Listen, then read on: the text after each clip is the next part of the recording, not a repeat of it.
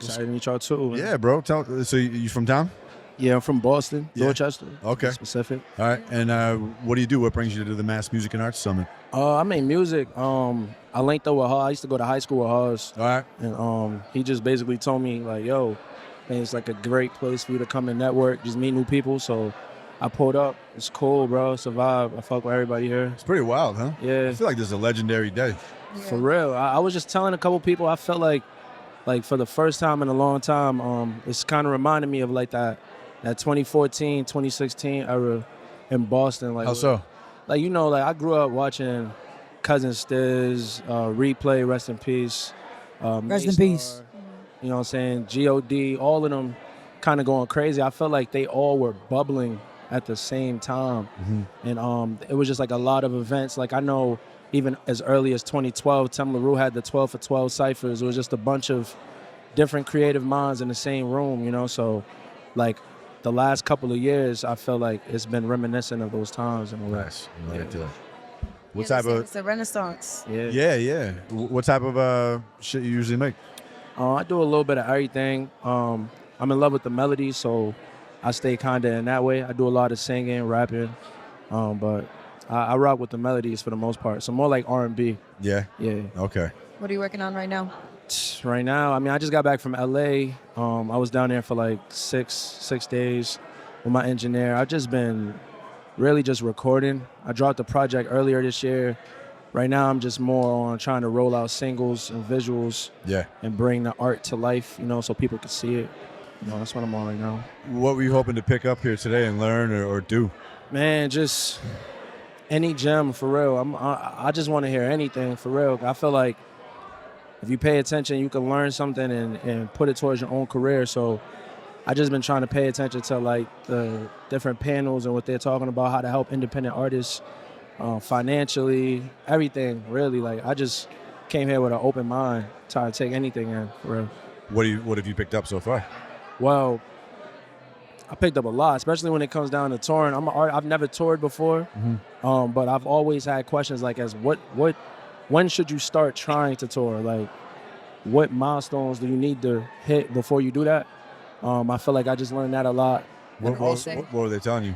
But they were just saying, like, you know, you want to start from level one as far as the small capacity venues first before you jump somewhere. You want to try to sell those out first. If you can't sell out like a 1,200 capacity venue here, then you probably shouldn't be looking at trying to tour, because if you can't get that in your own city, it's going to be a lot tougher. But what if you like happen to have some huge fan base randomly in like Minnesota, but nobody's fucking with you? Well, I mean, in that type of situation, then it's like, okay, cool. I imagine you're not just an artist that's just starting out.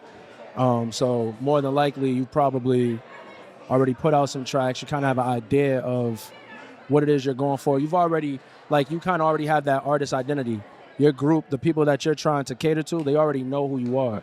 I feel like it was more of that. If you don't have that group that knows who you are, then you probably should focus on that. Basically, just the importance of not trying to skip steps. Yeah. Take it a day at a time. You know what I'm saying? Yeah. That's kind of what I got from it. How do you feel about like how pervasive it is to, like, you know, when people come at artists with marketing schemes and pay for this, pay for that, pay for shows, which is essentially trying to skip steps? Yeah. I mean, I feel like that could put you in a lot of positions for shit that you're not necessarily ready for. You know, some people might pay for a feature, but not know how to market it correctly. Yeah. You know what I'm saying? Maybe you should work locally with people in your scene and kind of figure out that before you go and do something like that, because, you know, you can end up wasting a lot of money too. And I feel like I've learned that myself, just being an artist here. You know, you create all of this music, but there's no rollout. Like, you don't build any type of excitement up, and then you put it out and it goes, it's overlooked because no one knows about it. You know what I'm saying? So it's important to follow the steps correctly, I would say. How long have you been making music for? I've been making music now, like, seriously, I would say probably last 5 years, 6 years. But I've been making music ever since I was 16. I'm 26 now, so Yeah. 10 years. But seriously, 6 years. I performed at my first South by Southwest in 2018 when I was 20. So I'll say about five years. Because even when I did that, I don't feel like I was dead serious yet. I was gonna say, what do you feel like you got from? Because I feel like a lot of people talk about doing the South by Southwest and stuff like that. What do you feel like you gained from that experience? Oh shit! I would say, really, I feel like I kind of gained more comfortability in a way. Like when I went out there, I was only used to Boston and Atlanta, because I bounced back and forth in Atlanta making music and stuff. Going to Texas is a totally different crowd, and in South by Southwest, it's a lot of people that's like, I feel like they're observing rather than cheering. So when you on the stage and you performing, and not everybody's jumping, but they're paying attention, they're just not jumping. I feel like I can be kind of very uncomfortable when you first do it. I learned how to be comfortable in those type of situations.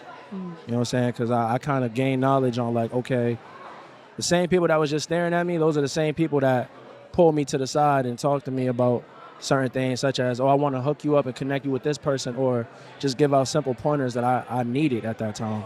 So just learning how to be more comfortable and letting things flow. I would say that's what I learned. What are you gonna do next? Like, what are you like gonna change immediately after today?